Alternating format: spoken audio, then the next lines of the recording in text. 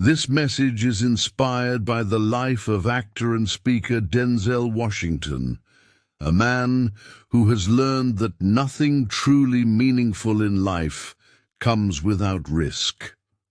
Nothing. As Nelson Mandela once said, there is no passion to be found in playing small, in settling for a life that is less than what you're capable of living. Think about it. Throughout your time in school, choosing your path, selecting your major, people told you, play it safe, have a backup, make sure you've got something to fall back on. But here's the truth. He never bought into that. He never understood the idea of falling back. If he was going to fall, he wanted to fall forward, because at least that way he could see what's coming. He could see what he was about to hit. He could learn. He could adapt. And if you want to achieve anything of real value, you must stay consistent. Without it, you'll never finish the race. So do what drives you. Do what lights you up. Do what scares you. Take chances. Embrace uncertainty. Don't fear failure. Welcome it. There's a famous old puzzle. 9 dots, 5 lines, 1 rule. Don't lift your pencil. The only solution? You've got to draw outside the box. Life is the same way. Don't be afraid to color outside the lines. Don't fear failing big. And whatever you do, don't stop dreaming big.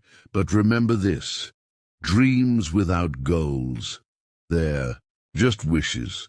Reggie Jackson struck out more than 2,600 times, more than any other player in baseball history. But you don't hear about the strikeouts. You remember the home runs. Thomas Edison, 1,000 failed attempts before he brought the light bulb to life. Every mistake, every misstep is one step closer to the moment that changes everything. So yes, fall, but always fall forward. You've likely heard it 1,000 times. Take risks. But today, let's feel why that matters, because you will fail, you'll lose, you'll mess up, you'll embarrass yourself, you'll fall short. And yes, at some point, you will be terrible at something. And that's okay. That's how it works. That's how you grow. In the world of acting, failure is routine. He once auditioned for a Broadway musical, a role he thought was perfect. But there was one problem. He couldn't sing. He didn't get the part. But he didn't give up. He walked out of that audition and got ready for the next one. And the next. And the next. He kept showing up. He kept working. He kept praying. He kept failing. And then there's this old saying, if you hang around the barber shop long enough, sooner or later, you're going to get a haircut. Eventually, he got his shot. He caught a break. He landed a play called Fences on Broadway.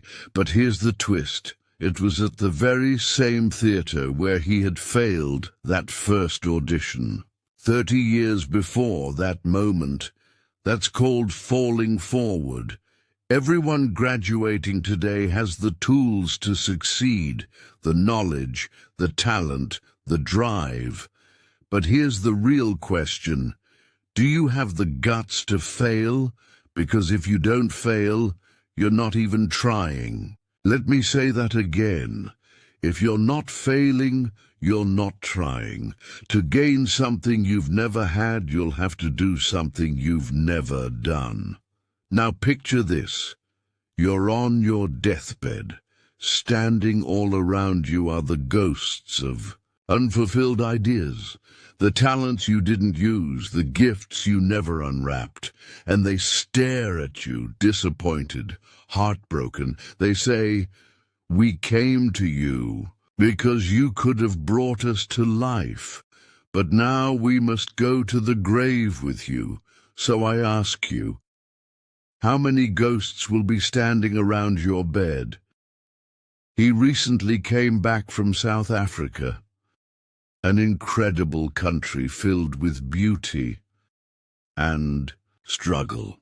There are people there living in deep poverty, and they need help, but South Africa is just one piece. The Middle East needs your voice. Japan needs your strength.